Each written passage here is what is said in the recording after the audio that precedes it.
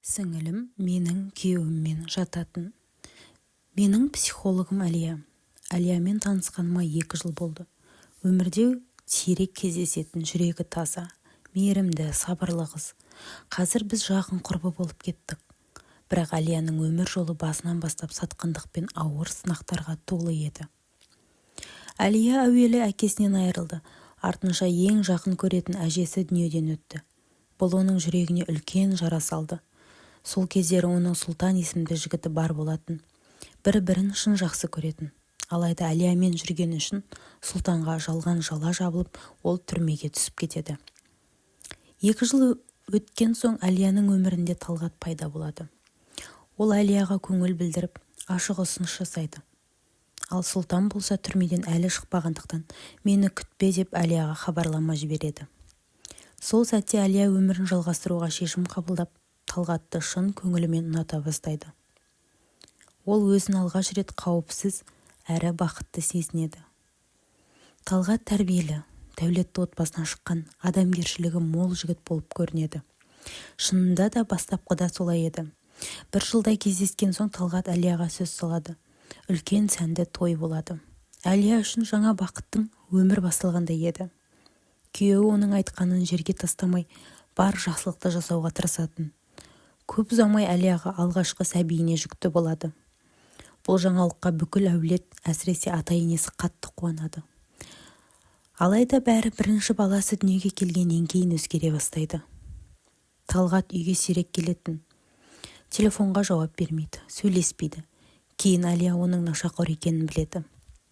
Бұл шындықты ата-енесіне де жеткізеді. Бірақ күйеуінің күйін көріп, Әлия ажырасуға бел буады. Ол жаңа өмір бастап, өзін дамытуға кіріседі. Арада жарты жыл өткенде Талғат келіп бәрін тастағанын, қателігін түсінетін айтып кешірім сұрайды. Әлия баласы үшін ғана емес, жақсы өмірге үміттеніп, оған тағы бір мүмкіндік береді. Қайынатасы жас отбасыға көлік алып береді. Бәрі қайтадан түзелгендей болады. Көп ұзамай Әлия 2-ші сәбиіне жүкті болады. Босанған соң 2 жылдай бәрі тыныш жақсы өтеді. Бірақ уақыт өте Талғат тағы бұрынғы өміріне қайта оралады. Әлия 2 баламен ажырасып кеткісі келмей, барынша көмектесуге тырысады. Талғат үйге 3-4 күнде бір ғана келетін. Дәл осы кезде үйге Әлияның сіңілісі жиі келе бастайды. Ол Талғатқа тым жақын жүретін. Bir күні екеуі үйдің жанындағы гаражда ұсталып қалады. Бұл Әлия үшін ең ауыр соққылардың бірі болды. Сол күні барлық туыстар жиналып, Әлияға бәрін түсіндірмек болады. Әлия тағы да сабыр сақтап кешіреді. Біраз уақыт Талғат түзелгендей болып жүреді. Бірақ қайтадан сол жолға түседі. Ал сіңілісі болса Талғаттан бас тартпайды. Қайта жабыса түседі. Осындай ауыр кезеңде Әлияға Сұлтаннан хабарлама келеді. Оның жүрек жарды сөздері Әлияға дем береді. Сол сәттен бастап күйеуінің бар жоғы Әлия үшін маңызды болмай қалады. Ол тек бір күні бұл өмірден кететінін іштей сезеді, бірақ қашан екенін білмейді. Күндердің бірінде сіңілісі келіп Әлиямен ұрсып Талғатты тартып алатын айтып, қорқытпақ болады. Бірақ Әлия енді қорықпайтын еді. Қайын ата-енесі бәрін біліп отырса да ештеңе істей алмайтын.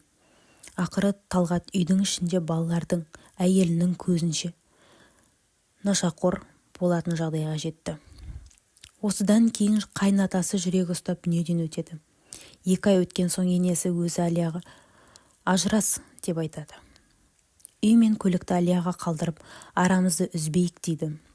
Ал Талғат пен Әлияның сіңілісі қалада пәтер жалдап бірге тұрып жатады.